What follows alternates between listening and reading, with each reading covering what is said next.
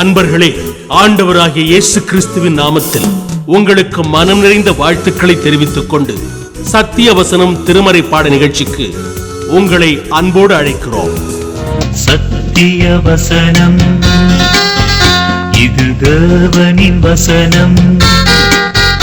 நாம் சோர்ந்து போகையில் கரம் கொடுக்கும் நம் தேவனின் வசனம், நம் தேவனின் வசனம்.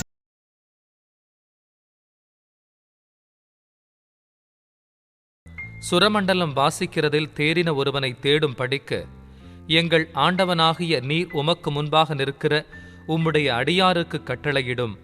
அப்பொழுது தேவனால் விடப்பட்ட பொல்லாத ஆவி உம்மேல் இறங்குகையில் அவன் தன் கையினால் அதை வாசித்தால் உமக்கு சௌக்கியம்.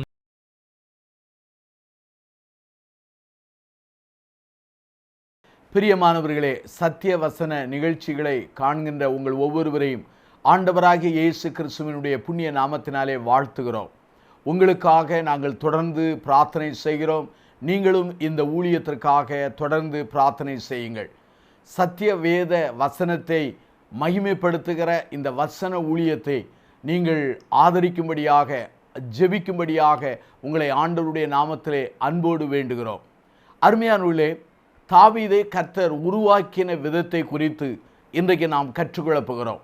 பிரியமானவர்களே, ஒரு மனிதன் ஒரு பெரிய காரியத்திற்கு உருவாக்கப்படுவதற்கு முன்பாக பல பாதைகளை, பல பயிற்சிகளை அவன் கடந்து வரக்கூடிய நிலையிலே காணப்பட வேண்டியது அவசியமாக இருக்கிறது. ஒருவன் மருத்துவராய் மாற வேண்டுமென்றால் மருத்துவ பயிற்சியை பெற்று அவன் மருத்துவ படிப்பை தன்னுடைய அனுபவத்திலே அதை பயிற்சி எடுக்கும் பொழுதுதான் சிறந்த மருத்துவனாக அவன் பல ஆண்டுகளுக்கு பின்பாக உருவாகக்கூடிய கிருபையை நம்முடைய சமுதாயத்திலே பார்த்திருக்கிறோம்.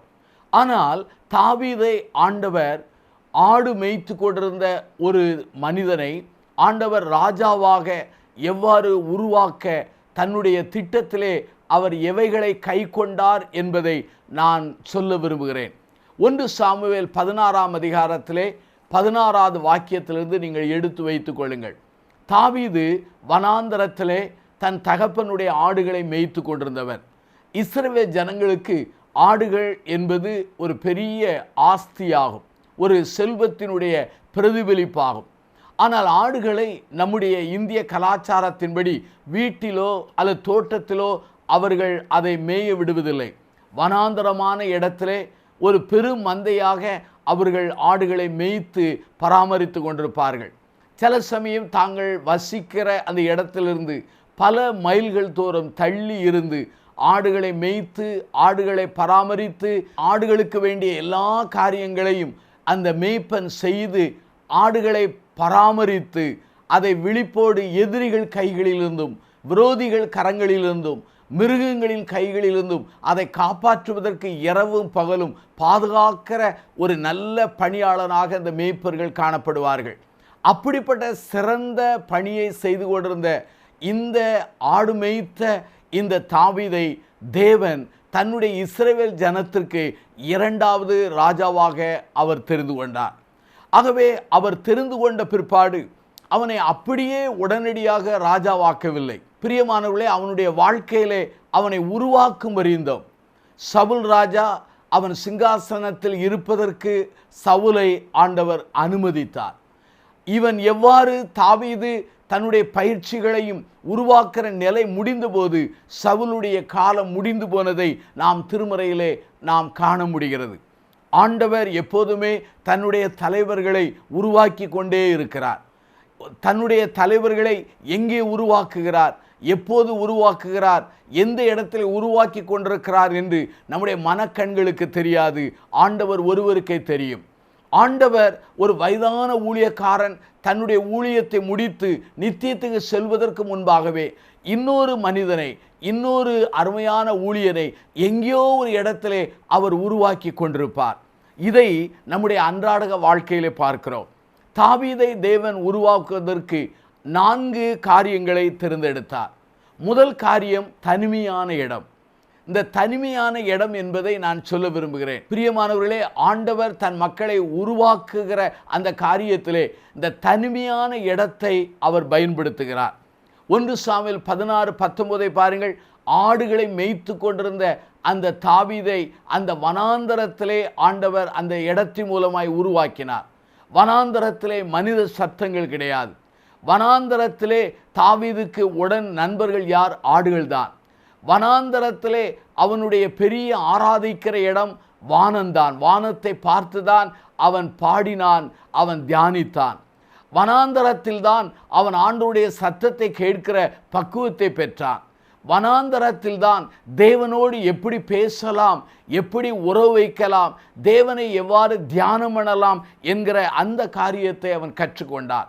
ஆகவே தான் அருமையானவர்களே, தனிமையான அந்த வனாந்தரமான இடத்தின் மூலமாய் கர்த்தர் இந்த தாவீதை ராஜாவாக பக்குவப்படுத்த ஆரம்பித்தார்.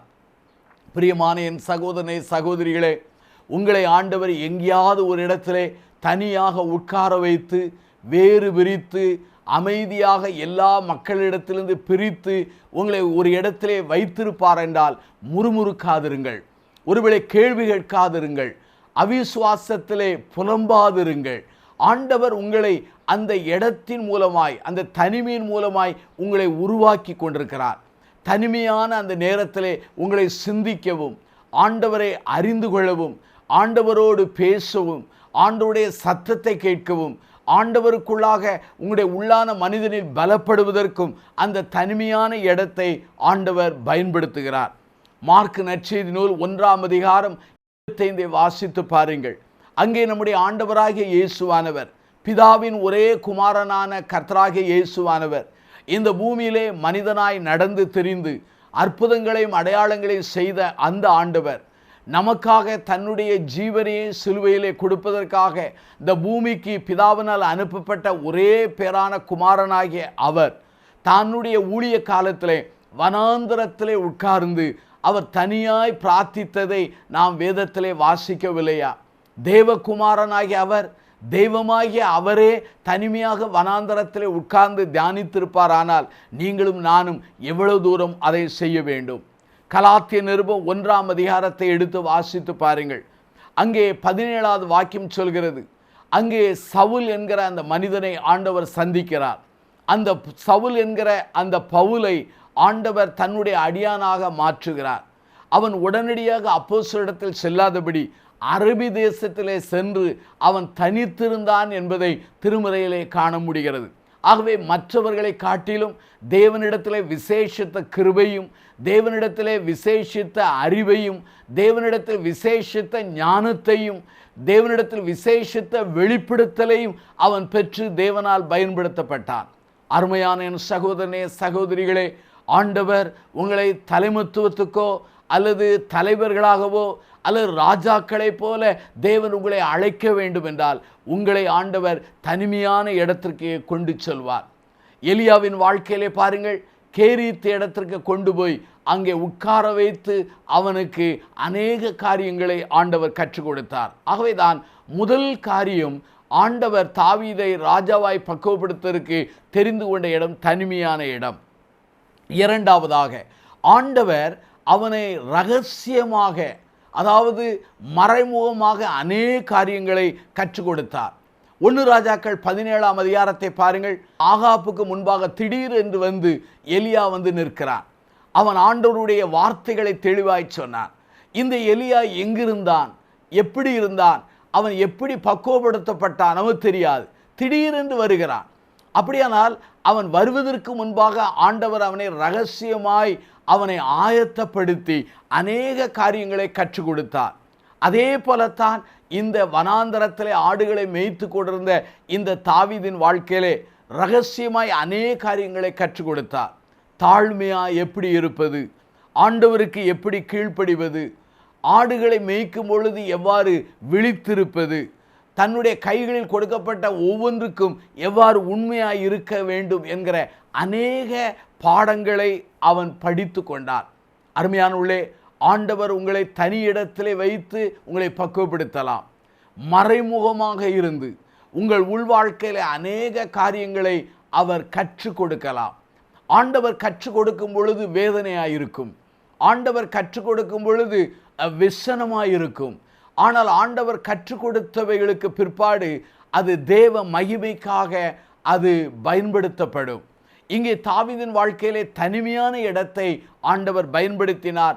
ரகசியமாக அநேக காரியங்களை கற்றுக் கொடுத்தார். மோசேயின் வாழ்க்கையை பாருங்கள். தேவன் மோசேயை கொண்டு இஸ்ரவேல் ஜனங்களை எகிப்திலிருந்து விடுதலை செய்வதற்கு முன்பாக 40 ஆண்டுகள் வனாந்தரத்திலே ஆடுகளை மேய்க்கும்படி வைத்தார். ஆடுகளை மேய்த்த அந்த அருமையான மோசேயினாலே இஸ்ரவேல் ஜனங்களாகிய தேவ ஜனமாகிய அந்த ஆடுகளை மேய்க்கக்கூடிய கிருபையை பெற்றார். அருமையானவர்களே, ஆடுகளை மேய்த்ததினாலே மோசேக்கு பொறுமையை ஆண்டவர் கற்றுக் கொடுத்தார். அதே வண்ணமாகத்தான் மேய்ப்பனுக்குரிய இருதயத்தை அவனுக்குள்ளே உருவாக்கினார்.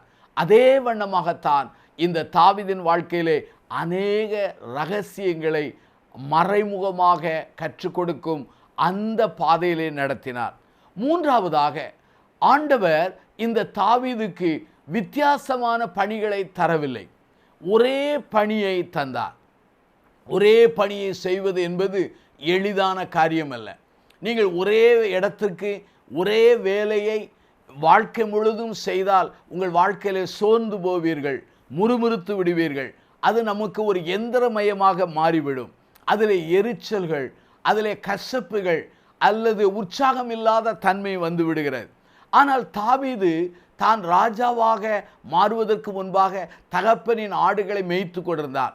அந்த மேய்க்கிற அந்த தொழிலிலே எப்போதும் ஒரே தொழில்தான், ஆடுகளை மேய்ப்பது, ஆடுகளை மேய விடுவது, ஆடுகளுக்கு வேண்டிய ஆகாரத்திற்கு அவைகளை வழிநடத்துவது, ஆடுகளுக்கு தேவையான தண்ணீரை கொடுப்பது, ஆடுகளை விரோதிகள் கையிலிருந்து மிருகங்களை கையிலிருந்து காப்பாற்றுகிறது. இத்தனை காரியங்களையும் இந்த மனிதன் செய்து கொண்டார். இது உண்மையாய் சொல்ல வேண்டும் என்றால் ஒரு ரொட்டீன் லைஃப் தான், ஒரு எப்போதும் செய்கிற ஒரு வாழ்க்கை தான். ஆனால் அந்த வாழ்க்கையிலே அவன் உண்மையுள்ளவனாயிருந்தான். திருமறையை வாசித்து பாருங்கள். எங்கேயாவது ஆடுகளை மேய்த்து கொண்டிருந்த போது, அல்ல எங்கேயாவது ஆடுகளோடு அவன் ஜீவித்த பொழுது, அல்ல எங்கேயாவது ஆடுகளோடு தங்கியிருந்து பணி செய்யும் பொழுது முறுமுறுத்தான், எரிச்சல் அடைந்தான், ஆடுகளை திருடினான், தன் சுயநலத்துக்காக ஆடுகளை கொன்று போட்டான், அல்லது ஆடுகளை விற்று அவன் திருட்டுத்தனமாக பணத்தை கையாண்டான் என்றெல்லாம் வசனம் கிடையாது. காரணம் என்ன? தன்னுடைய ஒரே அந்த பணியிலே உற்சாகமாய் உண்மை உள்ளவனாக இருந்தான். இதுதான் மிக முக்கியமானது. ஒன்று ராஜாக்களின் புஸ்தகம் அங்கே 17ஆம் அதிகாரத்தை வாசித்து பாருங்கள். அங்கே கர்த்தர் எலியாவை கேரித்து ஆற்று அண்டைக்கு அங்கே போ என்று சொல்கிறார். அங்கே போனால் கேரித் என்றால் என்ன? அது ரெஸ்ட்ரிக்டட், அதாவது ஒரு கட்டுப்பாடு உள்ள ஒரு இடமாகும். அந்த இடத்திலே தினந்தோறும் அந்த இடத்துக்குள் தான் அவன் உலாவ வேண்டும். அந்த இடத்தில் உள்ள தண்ணீரைத்தான் அவன் குடிக்க வேண்டும்.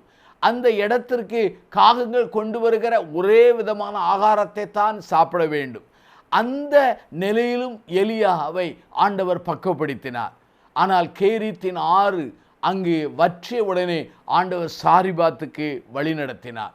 ஆண்டவர் உங்களையும் என்னையும் உருவாக்குவதற்கு முன்பாக பல பாதைகள் வழியாக நடத்துகிறார். தனிமையின் பாதையிலே நடத்தலாம், ரகசியமாக நம்மை அவர் பட்டை தீட்டலாம். ஒரே பணியை கொடுத்து நாம் உற்சாகமாக இருக்கிறோமா, உண்மையுள்ளவர்களாக இருக்கிறோமா என்பதை அவர் அறிந்து கொள்ள அவர் முற்படலாம். நான்காவதாக இந்த அருமையான தாவீதை தேவன் பயன்படுத்தின இன்னொரு காரியத்தை சொல்கிறேன். முதலாவது தனிமை வழியாக நடத்தினார். இரண்டாவது ரகசியமாய் கற்றுக் கொடுத்தார். ஒரே பணியை கொடுத்து அவனை முதிர்ச்சி அடைய செய்தார். நான்காவதாக பல போராட்டங்கள், பல சிக்கல்கள் வழியாக அவனை நடந்து செல்லும்படி செய்தார். ஒன்று சாமுவேல் 17ஆம் அதிகாரத்தை பாருங்கள். தாவீதினுடைய ஆடு மேய்க்கிற வாழ்க்கை ஒரு பிரச்சனை இல்லாத வாழ்க்கை என்று சொல்ல முடியாது.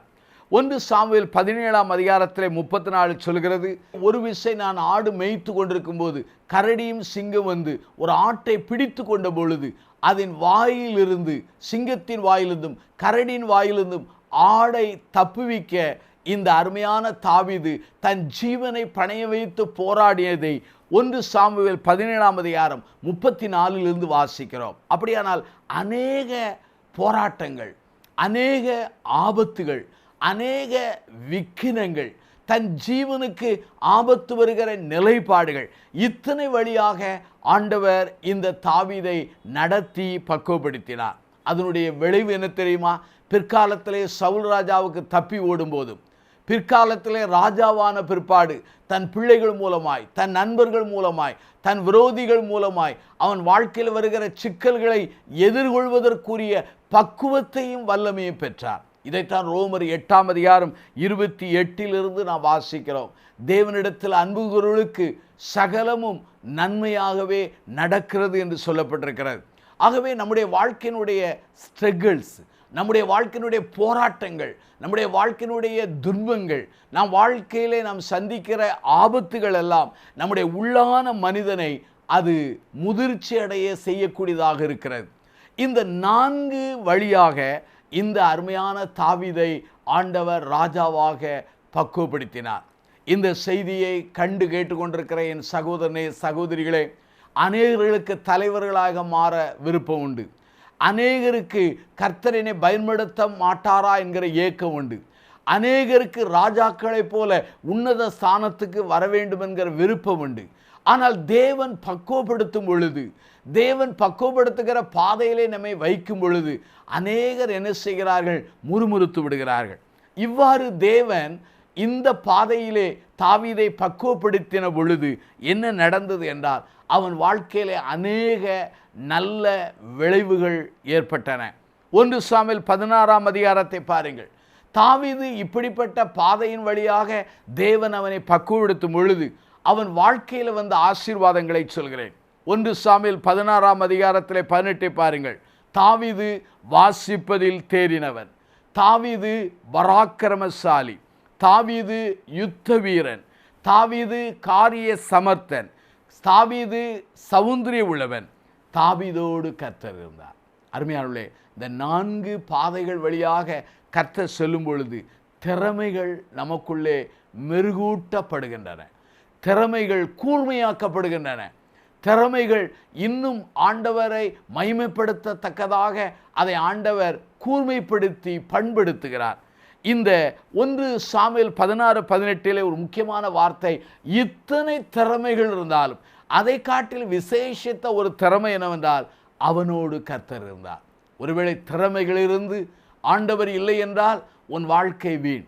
ஒருவேளை ஆண்டவர் இருந்து உனக்கு திறமை இல்லை என்றாலும் ஆண்டவர் ஏற்ற காலங்களிலே திறமைகளை பெற்றுக்கொள்ளத்தக்கதான பாதைகளிலே உன்னை நடத்தி அவர் உற்சாகப்படுத்தி உன்னை பயன்படுத்த வல்லமை உள்ளவராயிருக்கிறார். ஆகவே இன்றைக்கு நாம் ஜெபிக்க வேண்டிய ஜெபம் என்ன தெரியுமா? கர்த்தாவே என்னை பயன்படுத்துகிற அந்த பாதையிலே பக்குவப்படுத்துகிற அந்த பாதைகளை தேர்ந்தெடுத்து அந்த வழியாக எங்களை நடத்தும். அதிலே நிற்க, அதிலே பொறுமையாய் நிற்க, எங்களுடைய திறமைகளை கூர்மையாக்க எங்களுக்கு வலிமையும் வல்லமையும் தாரும் என்று சொல்லி நாம் பிரார்த்தனை செய்ய அழைக்கப்படுகிறோம். பிரார்த்தனை செய்வோமா? பிரார்த்தனை செய்வோம். ஜீவனுள்ள பிதாவே, இந்த நல்ல நாளுக்காக நாங்கள் நன்றி சொல்கிறோம். ஆண்டவருடைய கரம், ஆண்டவருடைய வல்லமை, ஆண்டவருடைய பிரசன்னம் எங்களோடு கூட இருக்க வேண்டும் என்று நாங்கள் பிரார்த்தனை செய்கிறோம். ஆண்டவர் எங்களை பயன்படுத்த மாட்டாரா? ஆண்டவர் எங்களை உயர்த்த மாட்டாரா? ஆண்டவர் எங்களை தலைமைத்துவத்துக்கு கொண்டு வர மாட்டாரா? ஆண்டவர் எங்களுக்கு ஊழியங்களை தரமாட்டாரா என்று ஏங்குகிற மக்களை கண்ணோக்கி பார். அவர்களை பயன்படுத்துவதற்கு முன்பாக நீர் அவர்களை பக்குவப்படுத்துகிறீர், பக்குவப்படுத்தும் பாதைகளிலே நடத்துகிறீர். அதற்காக நாங்கள் நன்றி சொல்கிறோம். நீர் எங்களை பக்குவப்படுத்தும் பாதைகளிலே நடத்தும் பொழுது பின்வாங்காதபடி, முறுமுறுத்து விடாதபடி, தேவ கரத்திலே நிலைத்திருந்து கூர்மையாக்கப்பட, ஆண்டவரால் பயன்படுத்தப்பட எங்களை தகுதிப்படுத்துவீராக. இந்த செய்தியை கேட்டு கண்டு கொண்டிருக்கிற எல்லா மக்களையும் ஆசீர்வதியும். இயேசுவின் நாமத்தில் பிரார்த்திக்கிறோம் ஜீவனுள்ள பிதாவே, ஆமென். இந்த புத்தகம் பற்றிய விபரங்களுக்கு சத்திய வசனம் அலுவலகத்தை தொடர்பு கொள்ளவும்.